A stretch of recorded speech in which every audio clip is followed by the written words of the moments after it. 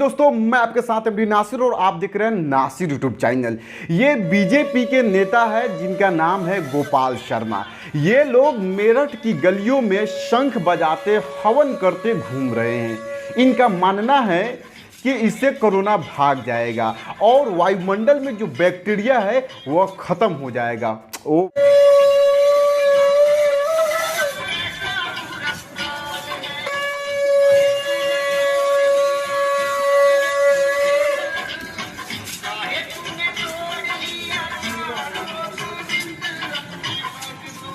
ओ भाई, मारो मुझे, मारो मारो।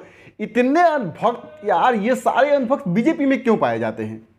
और ये लोग अपने अनभक्ति के आलम में इतने डूब चुके हैं कि कोई गौमूत्र पी रहा है, कोई गाय की गोबर से स्नान कर रहा है, तो कोई शंख बजा रहा है, कोई गो कर रहा है, कोई चॉकलेट खा रहा है। मतलब कि तरह तरह के उपाय अपना रहे हैं और ये सारे अंधभक्त केवल बीजेपी ही में पाए जाते हैं। और बीजेपी के कुछ अनभक्तों को देखते हुए वरिष्ठ पत्रकार अजीत अंजुम जी ने मजे लेते हुए एक बहुत अच्छी बात बताई है। वो बात मैं आगे बताऊंगा।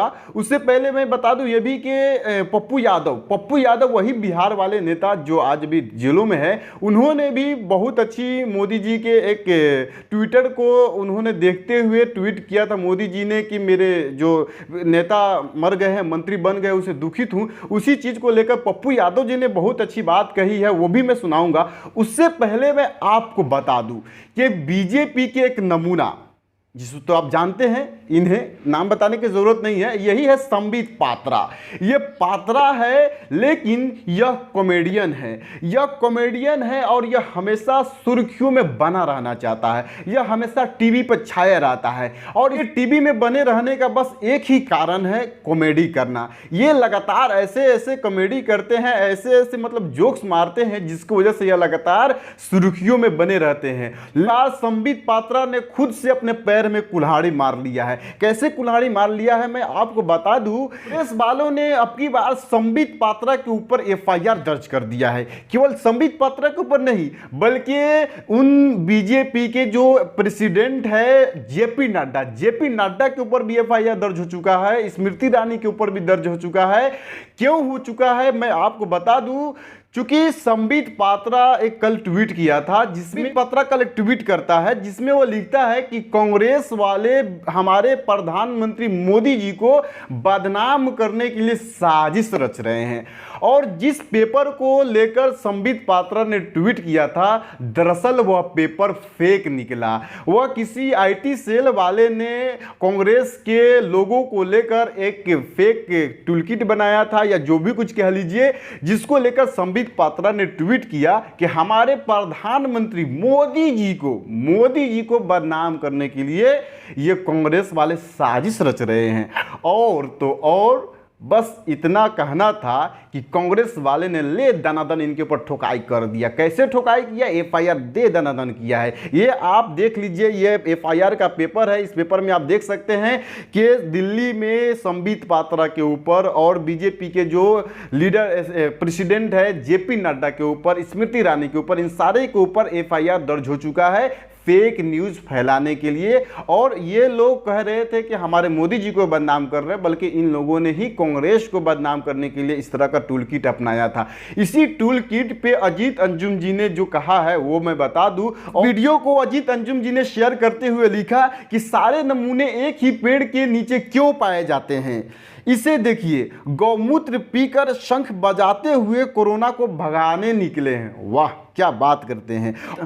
अजीत अंजुम जी का ये दूसरा ट्वीट देखिए, जिसमें उन्होंने मजा लेते हुए लिखा है अंधभक्तों के लिए कि सुबह उठते ही ताज़ा गौमूत्र का सेवन करो, ब्रेकफास्ट के बाद बाबा जी के कोरोनिल का सेवन करो, फिर ताज़ा गोबर लेप कर नहा लो, दोपहर खाने के बाद 5-6 भाभी जी का पापड़ जरूर लो, शाम को शंख बजाओ, सोने से पहले 2 डार्क चॉकलेट खाकर गोह कोरोना गुनगुनाते हुए सो जाओ। ये किसका टूलकिट है? उन्होंने यहाँ पे सवाल भी किया है कि ये किसका टूल किट है, और उन्होंने कहा है कि हर चीज़ का डोज समझने के लिए संबंधित एक्सपर्ट मतलब कि संबित पात्रा से जाकर मिलो। तो ये केवल अजीत अंजुम जी ने अपने मन से ये बात नहीं कही है, बल्कि ये सारी की सारी बातें बीजेपी के नेताओं ने कह चुकी है।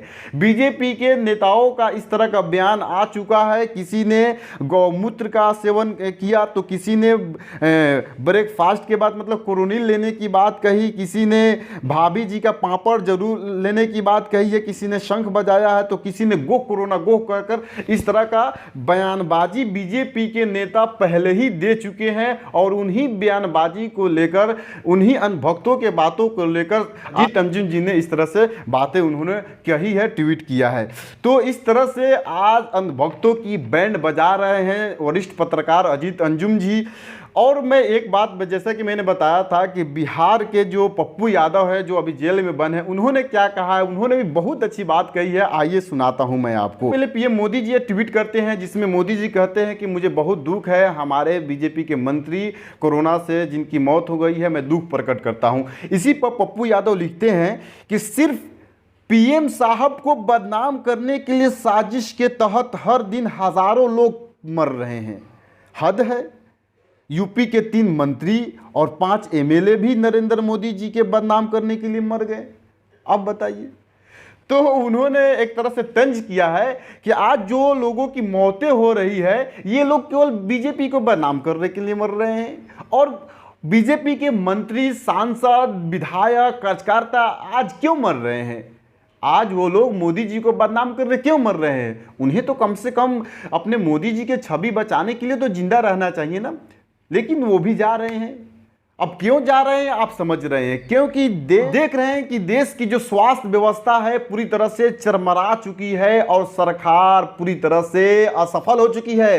इस वजह से आज हजारों की संख्या में लोग मर चुके हैं, जिसको जलाने के लिए शमशान घाट में जगह नहीं मिल रहा है। शमशान घाट में उनको जलाया नहीं जा रहा, जिसकी वजह से गंगा नदी में बहाया जा रहा है और गंगा नदी में ये लाशें तैर रही है और ये और भयावह होते जा रहा है। जिन लाशों को गंगा नदी में जो तैर रही थी उनको पेट्रोल से जलाया जा रहा है। आप सोचिए कि देश के हालात कैसे हैं, आज हम लोग किस सिचुएशन से गुजर रहे हैं। लेकिन आज जो बीजेपी के नेता लोग हैं, बीजेपी के कार्यकर्ता है, वो अंधभक्ति के आलम में डूबकर गो कोरोना के आवाज लगाते हैं। कोई शंख बजाते हैं, कोई गौमूत्र का स्नान करते हैं तो कोई गौमूत्र पीते हैं, कोई गोबर से लेप कर स्नान करते हैं। बताइए कि आज देश किनके हाथों में है, और सोचिए कि क्या ऐसे लोग आपकी जान को बचा पाएंगे जो आज देश में भ्रम फैला रहे हैं, जो देश में अंधभक्ति फैला रहे हैं।